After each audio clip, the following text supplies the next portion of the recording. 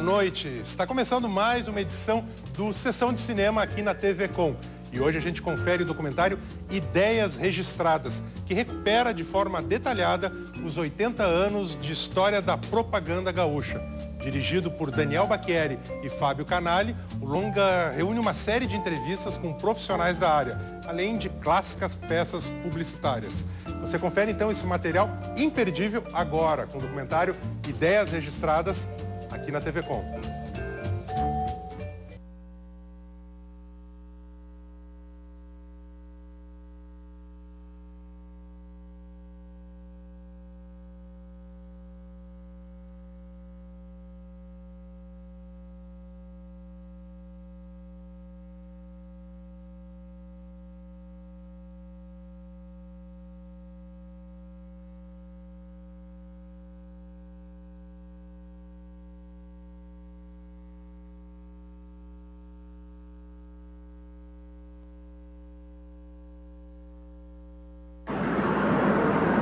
Então tá.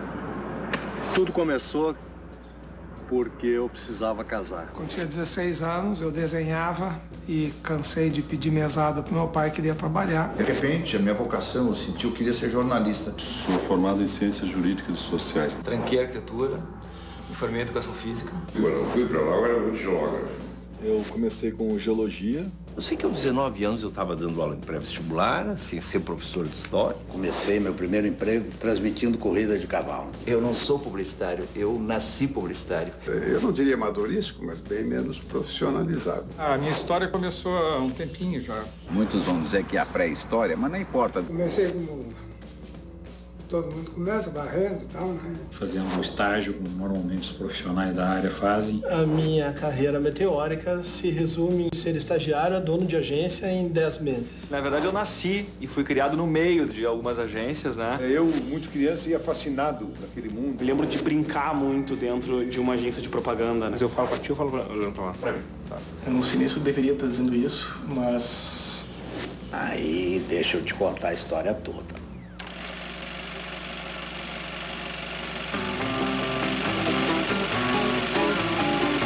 Antes da estrutura profissional das agências, havia a figura do corretor de publicidade, que, na verdade, trabalhava para o veículo de comunicação. E a taxa de 20% vem daquele momento. Todos os veículos tinham seus corretores, né? Que iam de porta em porta, de loja em loja, de fábrica em fábrica, e tinham lá a sua carteirinha de clientes. O produtor da rádio, o redator da rádio, que escrevia os comerciais. Eu fazia a redação publicitária, os clientes que chegavam lá não tinham ninguém e tal, e eu fazia. E, ao mesmo tempo, fazia a locução comercial. Eu também fui corretor de anúncio, ok? Resolvi ter a audácia de procurar o Dr. Francisco Garcia de Garcia na Casa Vitor. Quando eu chego lá, na entrada da porta dele tinha um cartaz onde estava escrito o seguinte: Porque eu sou do tempo que a gente chegava em alguns lugares e tinha assim uma plaquinha, né? Uma placa na entrada dizendo... não temos verbas para esmolas e reclames. Esgotada a verba para donativos e propaganda. A nossa verba de reclames e donativos está esgotada. Por favor, não insista. Ele me chocou e eu não falei com ele, né? Vou embora, botei o rabo entre as pernas e fui embora. O prestador de serviço, que antes prestava serviço apenas para o veículo, passou paulatinamente a prestar serviços ao seu cliente.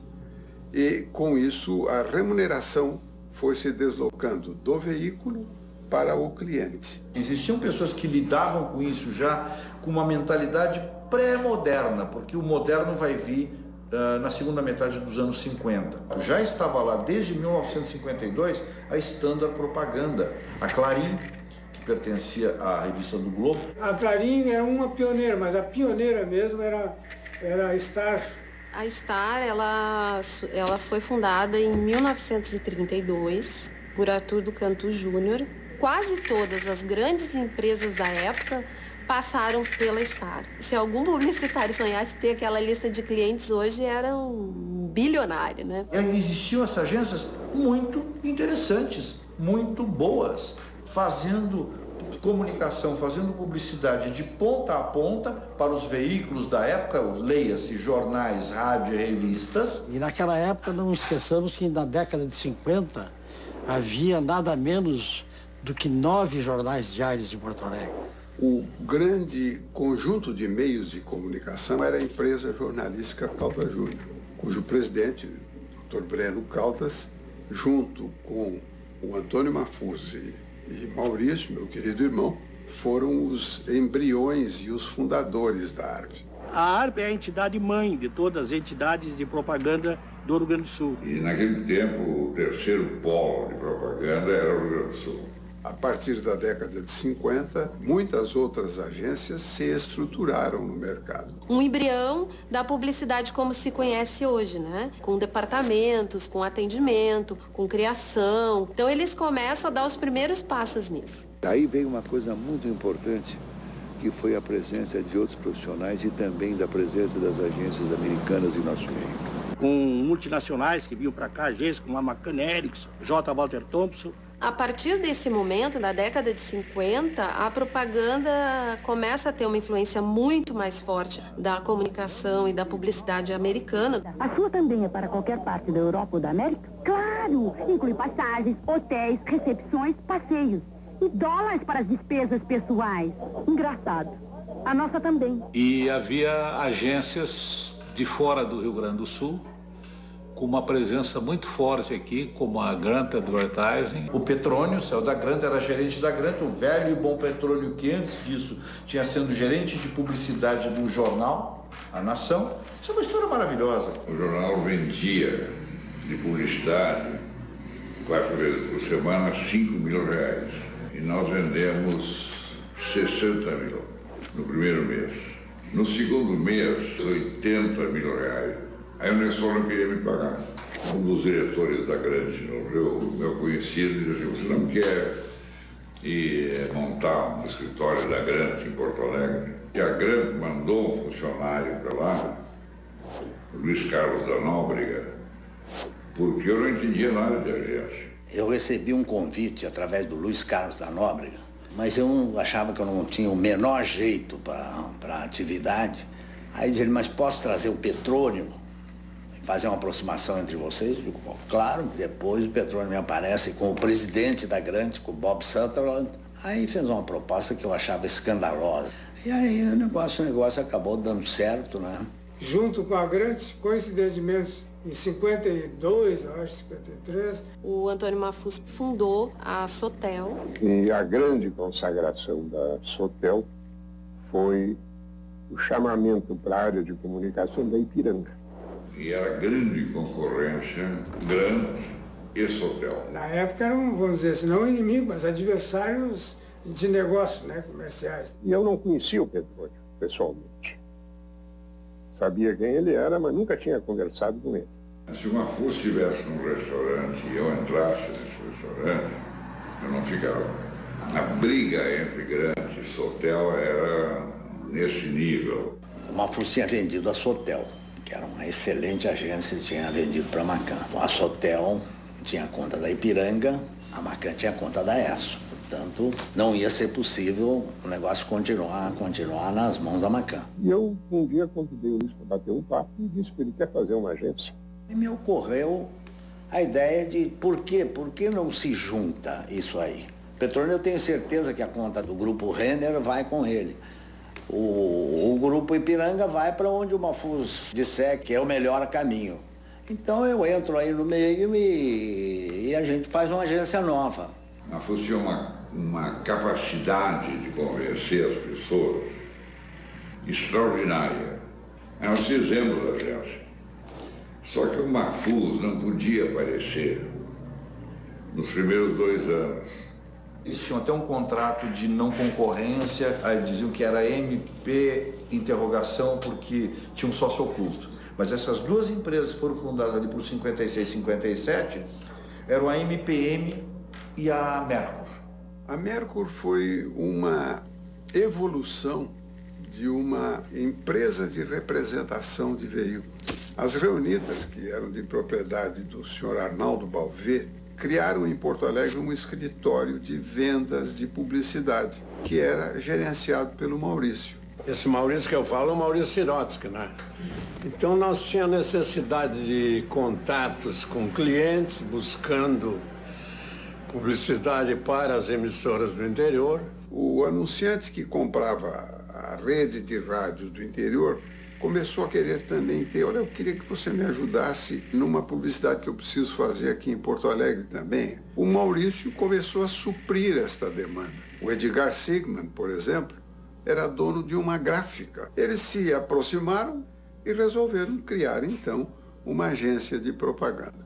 Uma gráfica é a parte mercantil, o Maurício com toda a sua visão de rádio, o Hugo Hoffmann, que trouxe alguns clientes, e o Jaime, que trouxe quase nada, a não ser o entusiasmo pelo processo. E já estava havendo também uma grande expectativa, que foi a TV Piratini em 1959. Que era um mundo da publicidade feita ao vivo, no programa de rádio. E assistir uma televisão também suportada pela publicidade ao vivo. Com todos os riscos que vinha do comercial ao vivo. E era a época que não tinha videotape. Eu me lembro até que uma vez eu consegui um cliente, que era a Unidos, que vendia DKV. Aí eu escrevi o comercial e lá foi.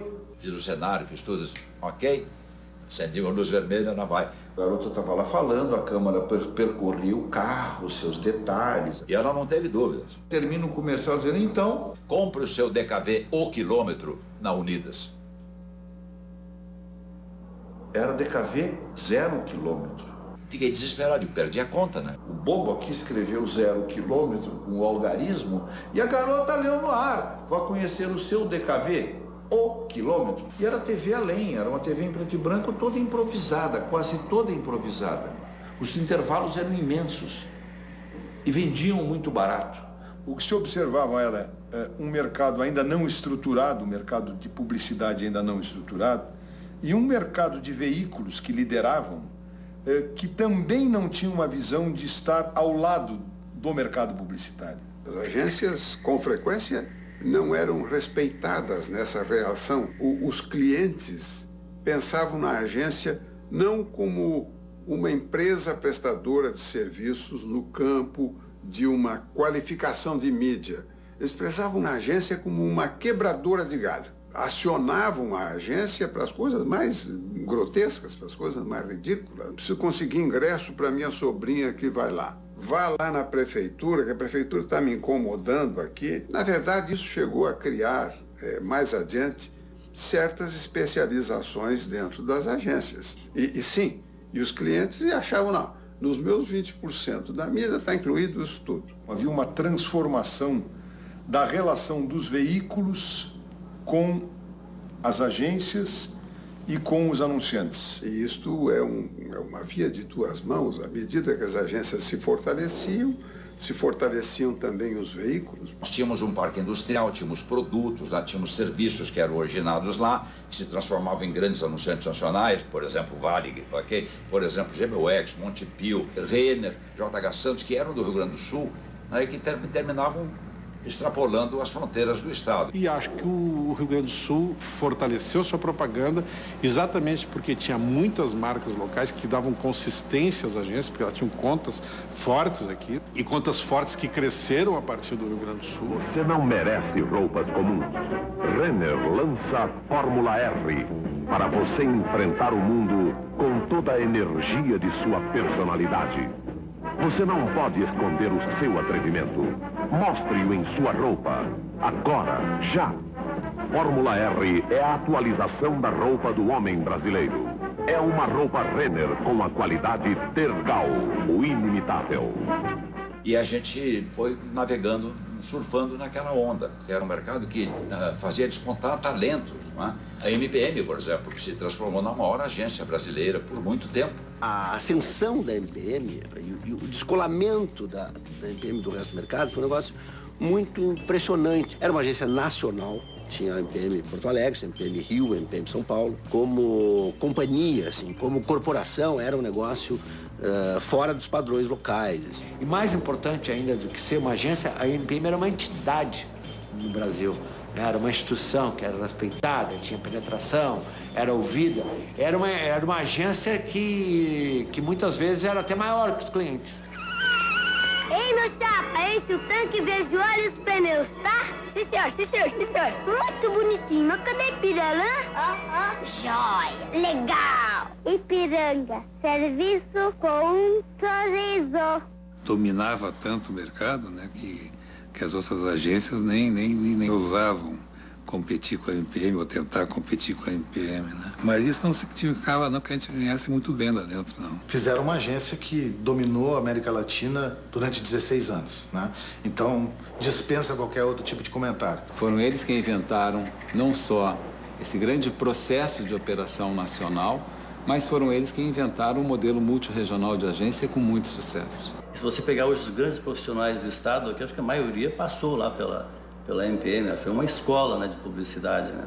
De lá surgiram profissionais que fundaram a Scala, que fundaram a DCS, a Competence, a Paim, todo mundo saiu de lá. Então terminou sendo a grande escola. E a gente jamais imaginava que o negócio se desenvolvesse como se desenvolveu, né? Eu me lembro que a gente falava muito, vamos fazer a maior agência do Rio Grande do Sul e vetar praticamente o caminho das outras grandes agências para o mercado gaúcho. Como é que o mercado paulista recebeu a MPM? Mal. Quando se referiam a nós, eles usavam aqueles malucos do Rio Grande do Sul. Porque ninguém acreditava que uma agência que venha do Sul tivesse sucesso em São Paulo. Eu acho que a grande cartada da MPM foi a contratação do senhor chamado Adão Juvenal de Souza.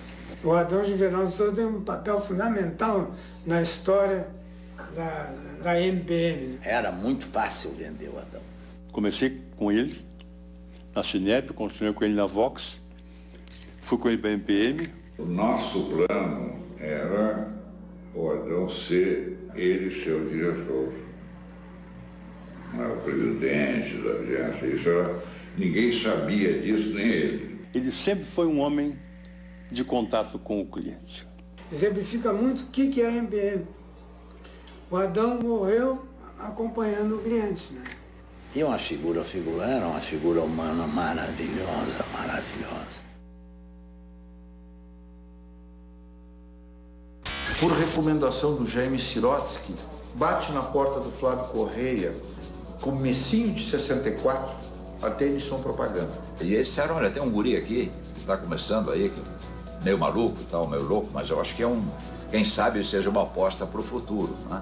Pois aí, então, o CEP Benderek acreditou e montamos a Denison no Rio Grande do Sul.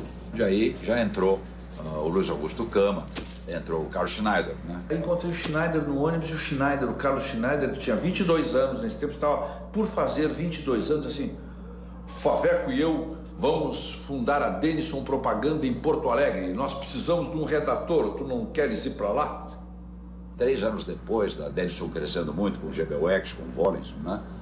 O Alberto Moraes de Barros, que era o superintendente da Standard naquela época, foi a Porto Alegre. Nessa época, a Standard era dirigida pelo Hernani Bess, pelo Gilberto Lenin, que está no mercado até hoje, e pelo Ginter Staub. Eu comecei na Standard em 58, quando ela tinha recém-absorvido a EB Publicidade do Hernani Bess. Nessa época, a Standard já era conhecida como a maior agência brasileira de propaganda. Tinha um elenco de contas de primeiro nível. Uma nova temperatura começa a tomar conta de Porto Alegre. Cada vez mais e mais pessoas estão sentindo o conforto da temperatura estável Admiral. Admiral está presente no Plaza Hotel, na Caixa Econômica Estadual, na sala de longa distância dos serviços telefônicos retomados, na Petrobras e na sua firma. Peça a visita de um vendedor do ar-condicionado Admiral. Ele conhece o assunto.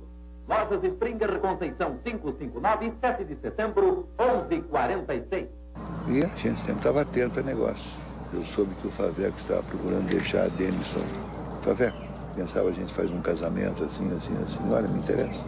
E o seu Flávio Antônio, Arthur, Oscar, Alcides Correia foi para a Standard. Trouxe o Cama, trouxe a turma que trabalhava com ele, né? Principalmente, e as contas com quem ele trabalhava. Outubro de 67. nós pegamos aquilo que era já praticamente a terceira agência do mercado grande, muito maior do que é hoje, e fizemos então uma agência que aí começou a botar para quebrar.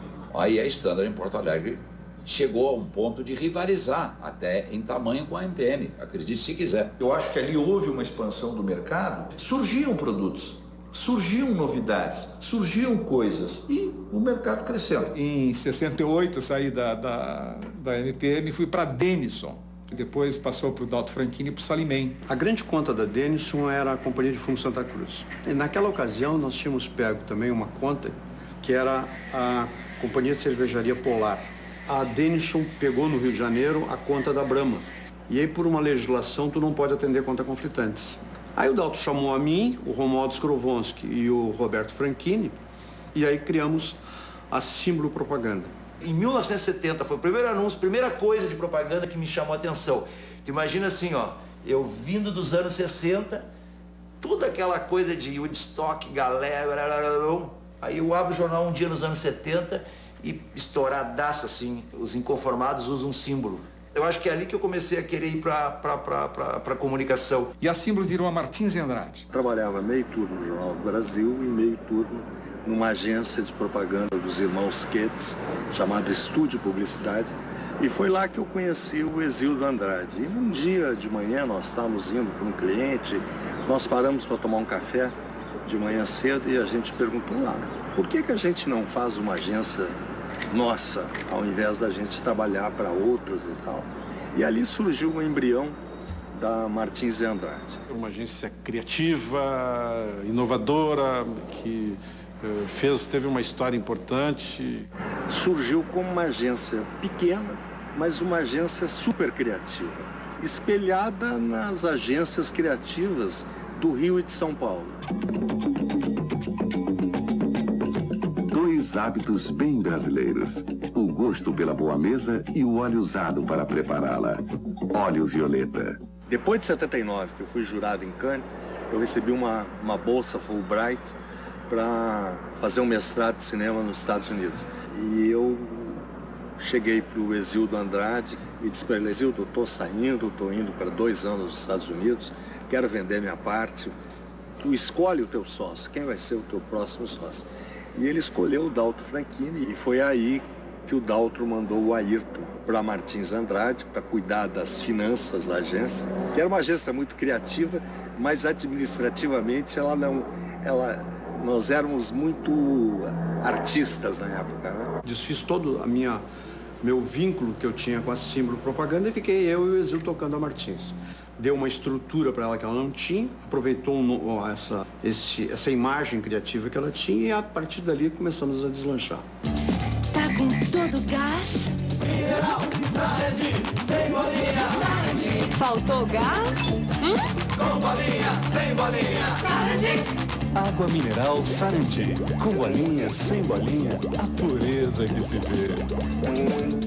De repente, começa a surgir uma nova geração de publicitários formados dessas agências, na Standard, na MPM, na Martins Andrade, enfim. Surge uma outra geração de agências de publicidade focada muito num outro tipo de relação com o cliente. Muitos profissionais de criação, o primeiro que fez isso foi o Paulo Tiaraju, que formou a agência Quadrilha. Nós entendíamos que a propaganda tinha que entrar no break e ter algum ingrediente capaz de torná-la memorável, fazer com que o espectador pudesse aderir emocionalmente a uma ideia. Eu fiz uma campanha para gangue, claro, né? O assunto era crítico. Vamos fazer uma campanha para trazer a céu aberto essa história das drogas, né? Que tá pegando, os caras estão se matando e tal. E aí eu criei uma campanha que dizia o seguinte, que embaixo da terra ninguém muda nada, né? Que Jimi Hendrix morreu de droga, que Janis Joplin morreu de droga e tal. Cara, ele botou um cara se picando, meu. Se picando nos anos 70. Que tesão era proibido de colar em outdoor, meu. Eu tô lá na agência e recebo um convite da Polícia Federal. Aí, prestar depoimento. Daqui a pouco chegou o Maurício Siroski e disse, eu também quero ser preso. que eu sou o dono do jornal. Um cliente com o nome de gangue e uma agência com o nome de quadrilha. Até o Ibsen Pinheiro escreveu a respeito, o Luiz Fernando Veríssimo, deu Polícia Federal, o Escambau. Isso sim é ter c... Eu tive a sorte de poder fazer o que eu gosto e ainda me pagavam para isso. Cada peça, cada anúncio, cada filme tem vida própria, tem luz própria. Quer dizer, a propaganda tinha essa pegada, esse punch memorável e emocionante. Eu acho que eu não sei fazer diferente. Eu e o Paulo Tieraju fomos os 2 primeiros profissionais da área de criação a virar dono de agência, a mandar em agência. A gente fez parte meio de um fenômeno nacional que começou lá nos anos 60 com a DPZ, com a UMAP, depois em 80. Eu me lembro que o Roberto do Ailib, da DPZ São Paulo, ele disse uma frase inesquecível para mim, que foi: a ideia é a matéria-prima mais importante do nosso tempo. Se tu tem alguma condição, algum talento, tu acha que precisa fazer um pouquinho diferente, tu faz e aquilo frutifica, então tu faz assim, né? Eu era meio livre atirador e meio inconsequente também. Uma coisa meio do rock and roll, assim, sabe? Então fazia, tinha conteúdo, alguns gostavam de comprar aquela ideia e tal, e ia em frente. Eu adoro ir pra cozinha. Ontem fiz um estrogonofe que a minha mãe pirou. Eu acho que foram os cogumelos que eu botei. Gangue, a loja que te entende. Eu me envolvi com campanhas da Homem na época da Nova Forma, que era um cliente que foi um cliente muito importante no mercado gaúcho, né? Foi um cliente que transformou hábitos, fez comerciais polêmicos, que tinha um peso, até uma relevância, né, na comunicação. Eu fui vítima realmente de torturas físicas, né, e por que não dizer psicológicas. E a alimentação? Bom, tem hora que você não encontra forças para comer com as próprias mãos, não é verdade? Os jornais afirmam que o resgate teria sido pago em 4 vezes. O senhor confirma isso? Bom, isso vocês devem perguntar para ela, não é verdade? Em algum momento existia uma possibilidade de fuga? Não. Ela realmente sabia como prender um homem.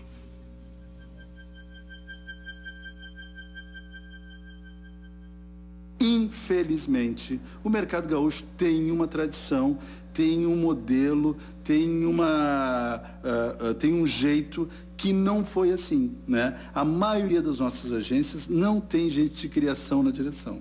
Eu digo assim, como donos, não é que tenham criativos em papéis importantes, né? Como donos. E eu acho que isso explica muita coisa da nossa propaganda. Em vez de ser uma propaganda que se caracteriza por ideias fortes, por trabalhos ousados, é mais uma propaganda que valoriza os processos, o atendimento, o planejamento, o posicionamento, né? Eu acho que, às vezes, isso é só um jeito um pouco retórico de vender ideias que não são tão boas assim. Eu acho que a propaganda, ela não pode ser olhada isoladamente. Ela tem que ser vista com o seu parceiro, que é o meio de comunicação. Os meios de comunicação do Rio Grande do Sul, tirando São Paulo e Rio de Janeiro, são provavelmente os mais qualificados do Brasil. Qualquer documentário sobre a propaganda gaúcha que omita a Rádio Continental comete um lapso imperdoável. Mudou a linguagem do rádio completamente. Um rádio com furor crítico maravilhoso, textos vinham censurados, rock Chedid, censurado. Grite, reclame, manifeste sua opinião. O que derruba cercas de pedra não são os séculos, são os trovões. Censurado. Faltam 14 minutos para as 17 horas. Que falta nada, cara. 10:05, 5 para as 4. Toda uma reciclagem, a linguagem foi completamente diferente e era muito divertido. É a Continental, 12:20, Disco participou. Foi um momento em que uma rádio dominou principalmente as novas gerações daquele tempo. O Fernando Westphalen dando lá o pensamento básico, a todo momento a rádio fechada, a rádio punida, a rádio multada. Mas era um período que a perseguição estava em cima, né? A Rádio Continental, que era AM, mas fazia já uma programação tipo FM. E o FM aí é coisa interessante. O FM começou a fazer um rádio parecidíssimo com o que fazia a Continental. Os gaúchos têm tradição em fazer rádio muito bem. Na área de jingle, sabe, eu atribuo ao Geraldo Flack ter mudado a cara do jingle publicitário gaúcho, da música publicitária gaúcha. Ele foi um cara muito visado, porque ele começou a produzir muito, e aí a característica harmônica dele tal começou a marcar muitos trabalhos, mas ele foi um cara responsável, e eu me incluo nessa responsabilidade, porque a procura de qualidade nos levou para esse caminho de fazer jingles melhor elaborados e tudo mais, que até então não tinha em Porto Alegre. E devido a uma certa restrição econômica que a gente sofre por ser um mercado regional, essa capacidade do roteiro, ela já tinha amadurecido no rádio, porque era onde a gente controlava mais a produção. Os concorrentes também começaram a surgir, oriundos do mercado local, né? Surgiu a Ginga, surgiu a Versus, né? A nossa proposta, quando começamos com a Plug, eu e o Geraldo, tanto eu como o Geraldo, era equipararmos a qualidade dos arranjos, a qualidade técnica do nosso trabalho às produtoras de Rio e São Paulo. E aquele conceito de quando tinha verba ia para lá e quando não tinha fazia aqui, meio que mudou. Uma agência de propaganda mostra as vantagens do seu produto ou empresa com sabor de verdade e criatividade, aumentando suas vendas. Não fique no escuro. Consulte uma agência de propaganda e venda mais. Eu quero voltar a falar sobre a questão dos videotapes. Como é que aconteceu essa história que Porto Alegre se tornou um centro de criação e produção de publicidade em videotape? Cultura do bom uso do videotape, quase que, não diria uma revolução, mas foi um marco importante. Era muito mais barato. O varejo tinha que fazer vários comerciais, se faziam comerciais cooperativados. E o varejo exigiu a busca de tecnologias para atender a sua agilidade, a necessidade de qualidade, de preço, prazo, que o videotape atendeu muito bem. A propaganda gaúcha teve uma importância muito grande na criação do formato que existe hoje de comunicação de varejo. Campanhas que nos ensinaram muito e a gente via um movimento muito qualificado das agências atendendo com esta lógica de varejo, com esse dinamismo do varejo, mas agregando uma personalidade de marca que fazia com que o nosso varejo se diferenciasse muito da comunicação de varejo do resto do Brasil. Falando em JH Santos, que foi um varejo também diferenciado na época, tinha como concorrente a Incosul, então tinha que fazer campanhas de preço. E tinha uma campanha que era famosa na época, que era em novembro, que antecedia Natal, que era a Barbadíssima JH Santos. Olha, tô lá! As Barbadíssimas voltaram em JH Santos. Você compra tudo e só paga no ano que vem. Sem juros extras. As Barbadíssimas JH Santos estão de volta. Aproveite. Barbadíssimas. Em São Paulo, o varejo é um anunciante só. Mas a indústria era o grande anunciante, as montadoras eram o grande anunciante, enfim. Os anunciantes não eram o varejo. E no Rio Grande do Sul sempre foi o varejo. As agências tinham carências de grandes anunciantes da área industrial, né, e enxergaram no varejo um potencial cliente âncora para as suas operações. Além de faturamento, além de ajudar essas agências a se desenvolverem, esses varejos ajudaram muito a uma geração de criativos do Rio Grande do Sul ser reconhecida nacionalmente como caras legais de criação que fazem coisas ousadas. Para qualificar o produto publicitário da Módulo, nós contratamos o Beto Filomena e o Rony Papa. Eles formaram uma dupla que deu uma sustentação de qualidade, jogou o produto publicitário da Módulo lá para cima. Na ocasião, a gente tinha a conta da Moleque.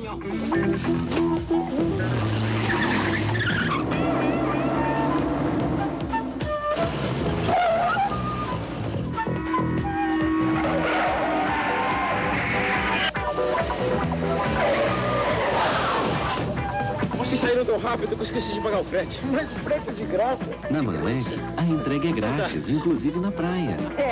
Mas a minha corrida não é de graça, não.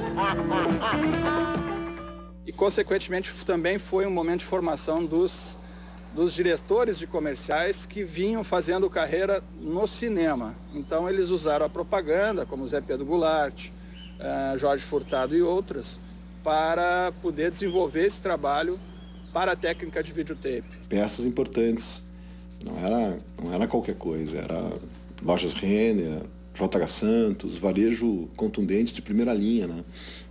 Que disputava um com o outro, primazias de mídia, a hora de entrar no ar, né? Promoções que um reagia em relação ao que o outro fazia, então tinha que ter rapidez e agilidade. Foi uma escola de velocidade, assim, de operação, de atendimento, de resposta rápida, de olhar os resultados dos clientes de uma forma sistemática, porque as campanhas são semanais, então sempre tem os esforços, tu tem como realmente monitorar os resultados dessas campanhas. E a gente fazia coisas realmente bem divertidas, né, para o varejo, que foi responsável pela construção da maioria das agências do Rio Grande do Sul.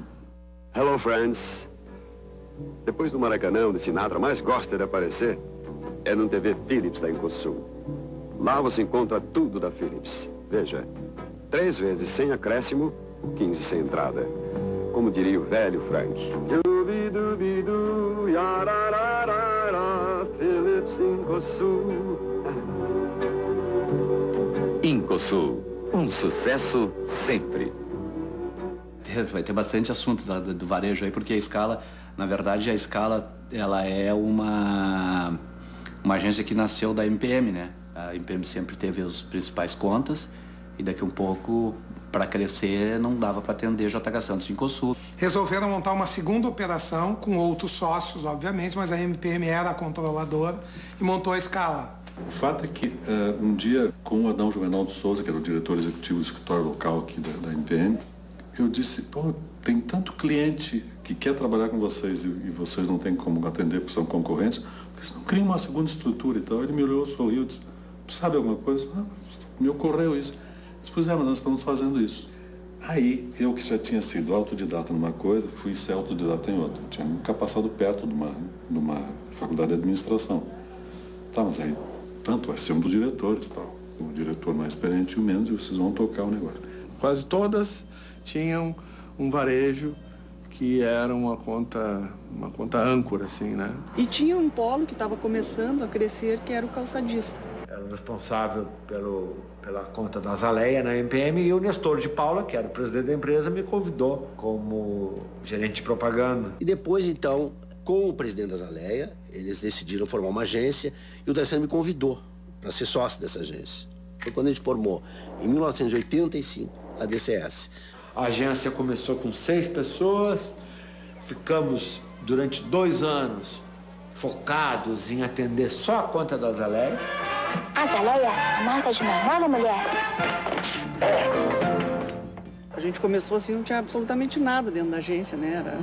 Tinha que fazer até os cálculos à mão, não tinha um telefone com 2 linhas. Foi uma agência que eu vi e comecei a trabalhar quando nem carpete tinha. A gente tinha uma responsabilidade muito grande, um cliente com um nível de faturamento extremamente alto para o Rio Grande do Sul. E foi uma conta que sempre gerou grandes expectativas, grandes trabalhos. E na época a gente ia visitar o cliente para apresentar uma campanha, nós levávamos um projetor de filmes de 16 milímetros e ainda levávamos uma lâmpada, caso a lâmpada queimasse na ida até a Azaleia. Todos os clientes que acreditaram nas ideias são clientes que tiveram também uma reciprocidade das agências, das equipes, em função disso. Quer dizer, os clientes que acreditaram na ideia, eles tiveram a ideia em troca.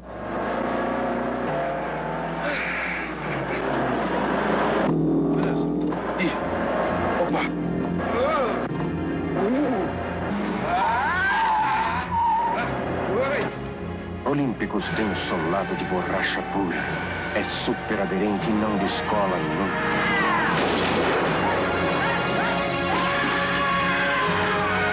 Olímpicos, a mais avançada tecnologia em tênis. Tempos depois, a gente comprou, eu e meus sócios de hoje, a gente comprou dos Paim, dos sócios anteriores, a gente comprou a Scala. Companheiros básicos da estrutura da agência foram parceiros destacados do dia a dia. Era o Fedrício, o De Luca, o Picoral, o Reinaldo Lopes. Nós tínhamos uma boa experiência publicitária, mas não tínhamos experiência de negócio. estão aqui com a gente, conhecem toda a filosofia e tal. E preparamos o grupo. Eles fechavam no hotel no final de semana e dele curso e tal. É aquela história que o Mafuz dizia, nós cuidamos da MPM para não ser empresa pobre, sócio rico, né? Eles fizeram todo um esforço no sentido de nos preparar. Íamos se adonando do processo, nós íamos saindo de cena sem que ninguém soubesse, porque se soubesse, ia começar a interpretar. Se existe guerra, que seja da cerveja. Se existe fome, que seja de bola. Se existe guerra, que seja da cerveja. Se existe fome, que seja de bola. Se for para ser feliz, que seja neste verão. Meridional, o banco ideal para você. Por iniciativa da Scala, começou a surgir a Paim. Que nasceu exatamente no momento de concorrência das lojas Renner. A Paim não existia. A Renner fez uma puta de uma concorrência toda meticulosa. Por iniciativa do Reinaldo da Scala, que encontrou o José Galó, que tinha sido cliente de todos nós na Incosul. Eu estava numa loja de perfumes em Nova York, e aí o Galó, naquele encontro ali, ele me disse que a Renner estava querendo mudar de agência e estava fazendo uma concorrência, e essa concorrência já estava em andamento. Eu disse, mas Galó, e se a gente abrir uma agência para te atender? Ah, mas assim, fazer uma sociedade com alguém, tipo os Paim, bom, gente que nos conhece, que eu conheço, quem sabe até. E aí eu tive uma conversa com os irmãos Paim aqui em Porto Alegre. Tá ficando louco, nem pensar. Mas encontrei o César no fim de semana e o César disse, pode ser interessante, projeto, não sei o que mais. E o Galó disse, não tem problema. Montem o projeto de vocês e apresentem. Se vocês aceitarem, o máximo que a gente pode fazer é deixar vocês no fim da fila, como tá, uma delas está vindo aqui a cada 2, 3 dias, ficando no fim da fila, vocês vão ganhar um tempinho aí. Eram 5 etapas. Tá? Já estava na quarta para a última para escolher a agência. Apareceu a Paim. Só que a conta da Incosul era 5 vezes maior que a conta da Renner. Foi feita a consulta do Roberto, mas de jeito nenhum. Se vocês atenderem a Renner, eu tiro a conta na mesma hora. Eu tive que chegar para os Paim e disse, olha, vocês me desculpem, mas agora a agência está no colo de vocês. A gente foi conversar com eles de uma maneira muito improvisada. Nós tínhamos mergulhado naqueles dias e levamos toda uma lógica. E quando nós terminamos, o Cristiano Renner disse, tá bem diferente, né? O fato é que não zero em estrutura e bastante em outras coisas, por muito milimétrico, me lembro que foi tudo muito transparente, milimetricamente, acho que 207, 209 pontos, nós ganhamos a conta da Renner. A Paim entrou na concorrência com a Renner, teve muito ruído das outras Teve de tudo que a gente pode se imaginar. A Renner ainda colocou um assim, muito obrigado a tal, por terem participado da concorrência e bem-vindo à nossa nova agência, comunicando a nova agência. Eles fizeram anúncios sequenciais e a Renner assinava agradecendo. A nova forma, que tinha um perfil meio parecido com o nosso, meio polêmico e tal. Copiei tipologia, layout, tudo. Fiz igual, colado em cima do deles e publiquei no outro dia. Obrigado, Lojas Renner, por não ter chamado a agência do ano para a concorrência. Macaco velho não põe a mão em cumbuca. Compreensível, mas desagradável. A Paim já nasceu com um DNA criativo, né? Porque lá atrás era Paim, Lauter e Macedo. Então, o alemão Lauter já voltou de São Paulo com esse drive criativo. Eu acho que essa experiência na Talent foi importante para eu ter conseguido vivenciar uma forma de trabalhar um pouco mais ampla, que envolvia também planejamento, que era uma coisa relativamente nova naquela época. Em Porto Alegre a gente fazia muito, mas produzia muito pouco, porque o mercado era todo menor, então a gente não tinha essa chance, essa oportunidade tão grande. O alemão nos ajudou muito em entender esse processo, fazendo muito, né? Realizando muito. Quando a gente trabalha com uma conta grande como a Renner, também fica fácil de tu desenvolver isso. Não, a Julinha não está. Por favor, mas é muito importante que eu preciso falar com ela. Não, a Julinha não está, só volta no fim da tarde. E aí, a Julinha tá por aí?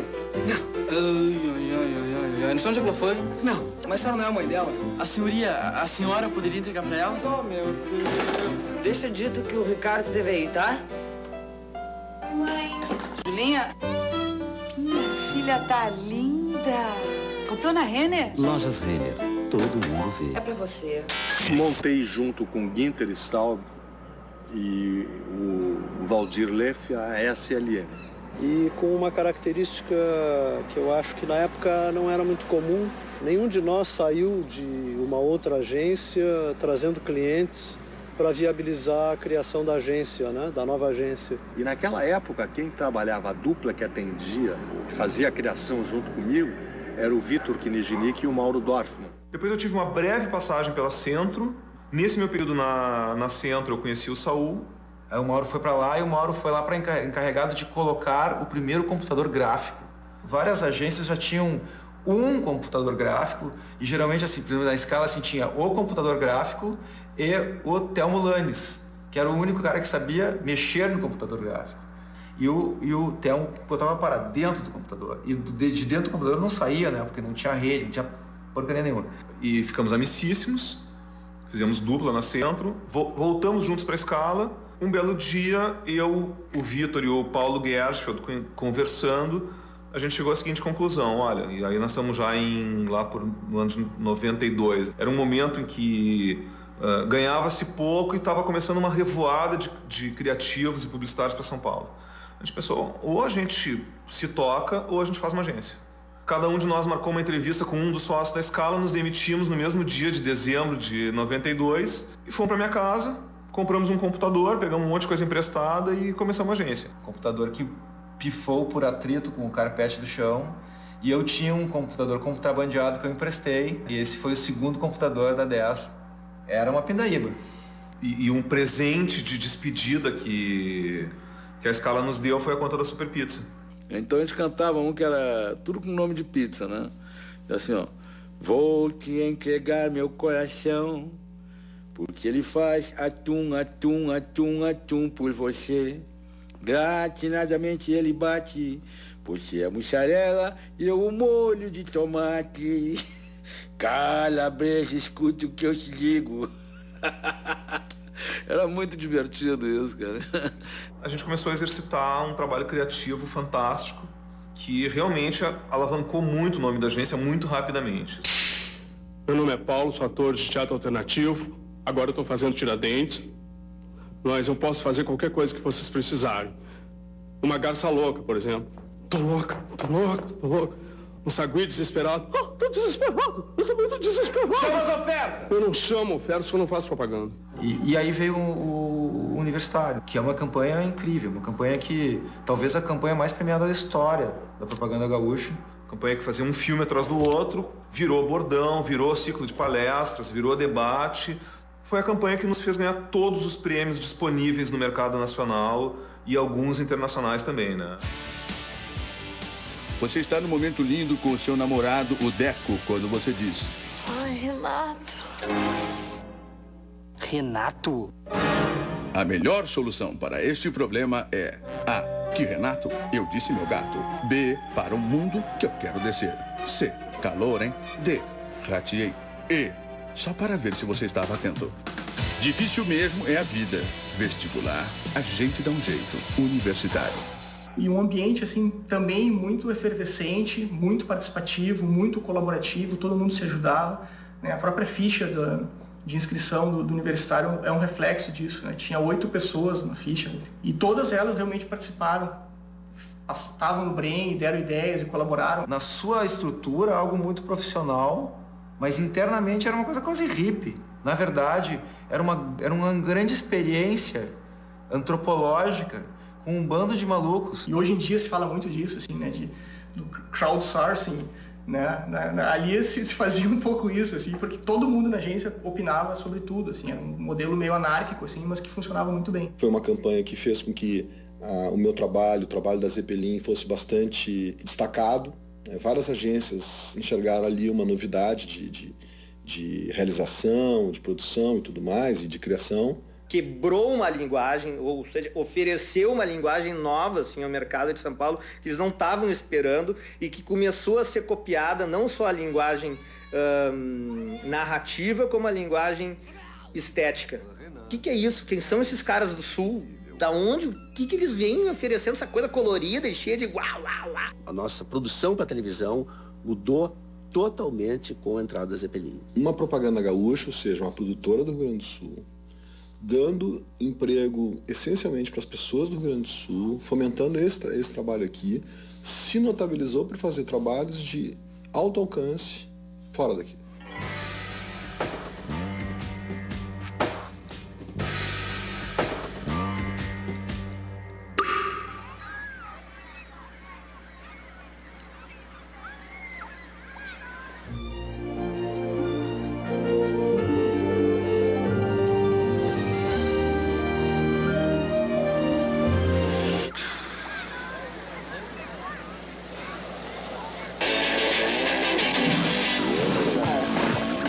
Nós temos aqui desempenhos em publicidade notáveis, né? Quando a gente assiste uma propaganda gaúcha, a gente nota que tem alguns componentes muito interessantes. Eu diria que a questão emocional... Que se preocupe com a comunidade, que se preocupe com o meio ambiente, que se preocupe com políticas sociais, com relações. E algumas empresas, acho que já viram isso com uma certa antecedência, alguns visionários, tipo o pessoal do Zafari. Foi feita uma aprendizagem em que o conteúdo poético e que a integração comunitária através da propaganda se tornava o dado fundamental. Eles tinham uma filosofia de tentar oferecer uma experiência prazerosa de compra. Filmes quase que as pessoas viralizavam antes de haver rede social, porque falavam uma para as outras, não perde o filme do Zafari. Eu acho que o Zafari estava um pouquinho à frente do tempo quando descobriu isso e, claro, naqueles módulos inconscientes que as coisas se dão, né? Hoje em dia se fala muito sobre conteúdo. Eu participei da concepção de uma campanha muito antes de se falar disso, que talvez foi pioneira nisso, onde a gente nem sabia que era isso que a gente estava fazendo, que foi a campanha do BIPS. Surgiu então a ideia de usar aquele espaço, não para simplesmente botar uma mensagem, mas talvez alguma coisa mais interessante, e aí a gente teve a ideia de fazer uma tirinha de quadrinhos. Muito mais que uma venda e uma compra fria, se criou uma relação com o produto, que é uma coisa que hoje que a gente busca muito, assim, né? Muito mais do que assim, um diálogo. Na verdade, se criou um diálogo através do personagem, através do produto, através do personagem, através da marca, assim. E aí entendemos que tinha um material bacana que poderia render um livro. O 5º livro mais vendido da feira naquele ano. E o mais vendido na categoria quadrinhos/humor.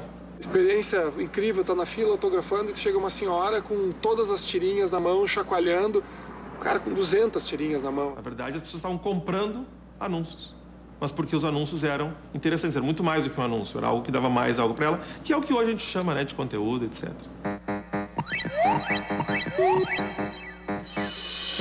Esse deve ser o pesadelo mais idiota que eu já tive em toda a minha vida. Bibs, o escurinho do cinema.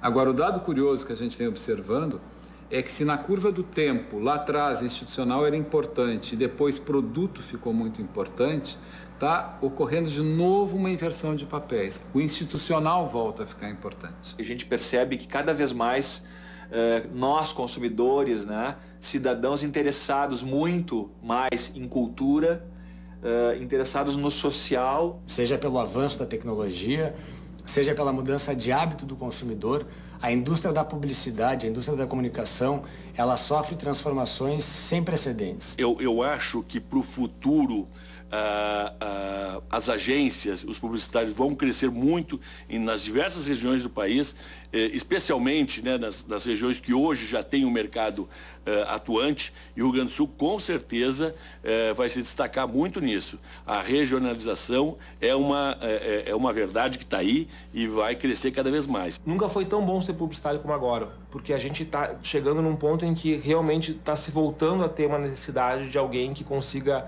olhar para o todo e conjugar todas as ferramentas, a parte de tecnologia. Por onde se olha, nós temos mídia. Se observa também que a qualidade evoluiu e muito. Então hoje o grande desafio é realmente ter uma entrega completa e ter uma ideia que realmente navegue em todas as plataformas. E hoje não é nem mais on, off, isso aí já é passado, mas o entendimento de que a gente precisa criar uma comunicação convergente, de que a nossa geração daqui a 30, 40 anos vai ser estudada, porque a gente viveu a maior mudança, a mudança mais profunda da propaganda dos últimos 50, 60 anos. A partir do momento que tu tem novas formas de interagir, muda a dinâmica da comunicação. Com a internet, com as redes sociais, as pessoas hoje participam. As pessoas viraram um veículo de comunicação. teoricamente, é inclusive uma coisa muito bem-vinda, porque o que está pautando a vida é a interessância, é a curiosidade da peça, né? Não é mais uma coisa autoritária, não é só o poder de comprar mídia. E o modelo das agências digitais é um modelo muito mais orientado ao conteúdo de marca, né? Muito menos do que orientado à mídia. Então, esses modelos de negócio, eles são conflitantes, eles não são modelos idênticos em plataformas diferentes, né?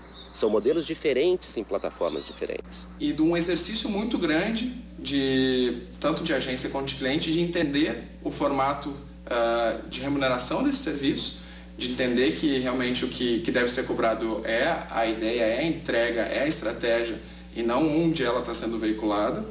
Hoje as pessoas consomem muito mais mídia do que consumiam antes. Hoje nós temos uma geração nova aí que tem a capacidade de consumir até várias mídias ao mesmo tempo. O que se valoriza nesse instante é o conteúdo. Ou seja, se você tem um conteúdo relevante, ele vale para a web, quanto ele vale para offline, quanto ele vale para todos os pontos de contato da marca. Eu acho que também os conteúdos digitais não encontraram a sua linguagem ainda. O que a gente vê dentro de internet é texto de jornal com imagem de televisão, com fotografia sendo usada, ou seja, apropriação de outras linguagens, tentando juntar isso e formar uma nova linguagem que ela está em transformação, está em busca ainda. O consumidor, o público, vai continuar mandando, quer dizer, vai continuar definindo quais são os caminhos a serem tomados. A questão toda é que os caminhos são cada vez em maior número. O bolo publicitário, ele continua existindo, as empresas precisam se anunciar, elas vão continuar tendo que produzir para isso, só elas vão ficar cada vez mais seletivas nessas oportunidades, na minha opinião. É muito bacana conhecer o software, é muito bacana conhecer a técnica atual de produção de uma peça publicitária, mas isso rapidamente pode ser alterado. Tudo isso é canal, é ferramenta, é plataforma. Tem uma coisa que é anterior a isso, que é tu realmente ter a sensibilidade de comunicar. Não adianta só ser imagem. Como foi um tempo, podia ser só a imagem, hoje não. Acho que está vendo um outro processo hoje, que é uma desconstrução, talvez não das empresas, mas do negócio. Um novo ciclo acontecendo, de novas agências, de agências menores, de empresas de comunicação, mais especializadas, mais focadas em nichos e tal, mais voltadas para a estratégia, e uma certa acomodação e uma troca, vamos dizer assim, das grandes agências, uma transformação no mercado bastante significativa. Ao mesmo tempo em que hoje tu tem outro tipo de meios, tu tem outro tipo de público, um outro tipo de envolvimento com os meios antigos e com outro tipo de envolvimento com os novos meios que surgem. Então é uma fase fantástica, é uma fase incrível, assim, é quase um renascer da nossa atividade, eu vejo. Talvez falar em agência de propaganda seja uma palavra, seja uma configuração antiga de empresa. Mesmo que a gente acredite, e acredita muito, no composto clássico do filme, do anúncio, do spot, do outdoor, essas não são mais as únicas respostas.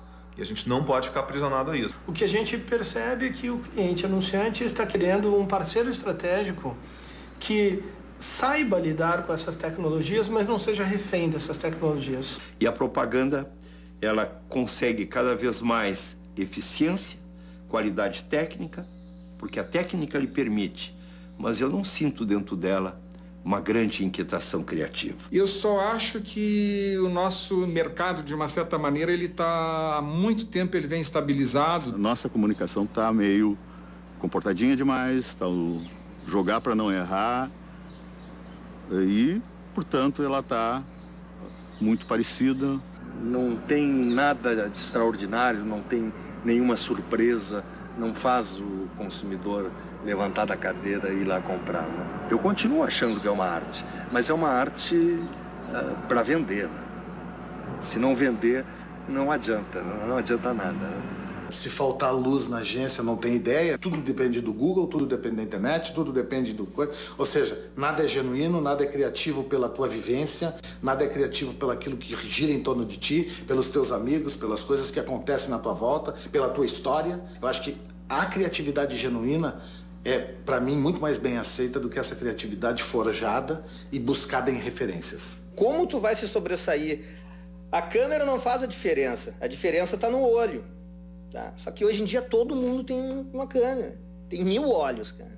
Sem dúvida nenhuma, a gente tem agora uma comunicação bastante mais baseada na técnica e um pouco menos baseada na ideia. Isso não é culpa dos criativos, é assim que aconteceu. A tecnologia evoluiu muito, porque as ideias passaram a instantaneamente se espalhar na hora em que elas acontecem. Isso é um negócio muito legal, mas tirou aquele caráter quase sagrado da atividade criativa. Eu acho que o mercado publicitário e o gaúcho inclusive, ele está um pouco até reacionário, um pouco demorando para surfar a onda certa. Mas porque a propaganda chamada tradicional, ela tem um jeito de se remunerar que está muito atrelado a porcentagens de mídia e de produção, às vezes ela é um pouco resistente à internet. Talvez a gente esteja perdendo um pouquinho o bonde da história. Eu gostaria muito que economicamente o Estado conseguisse voltar, né, a ter um poderio econômico que sustentasse também econômica e financeiramente essa cultura, esse negócio, para que as pessoas ficassem. Talvez o que tem que fazer é olhar um pouquinho mais para o Brasil e para o mundo, ao invés de ficar tão egoisticamente como sociedade fechado em si mesmo, porque isto trouxe já imenso prejuízo para aquele Estado nas últimas décadas. O achar que é o maior do mundo, achar que é o melhor do mundo, achar que é o pato macho, enquanto isso, o resto do mundo cresce às gargalhadas, não dizendo nada disso. Eu acho que esse é o problema. Esse é o problema do nosso Estado, esse tipo de arrogância, entre aspas. Só o fato de vocês fazerem esse trabalho que vocês estão fazendo aqui e me dando prazer de participar dele, mostra que o Rio Grande do Sul sempre levou com a maior seriedade, com a maior responsabilidade a profissão, a atividade. Então eu vejo, é evidente, né? Eu estou morando aqui há quase 60 anos, 50 e tantos anos, mas ninguém me tira esse amor pelo Rio Grande do Sul, esse sentimento. Olha aí a voz. Qual era a pergunta?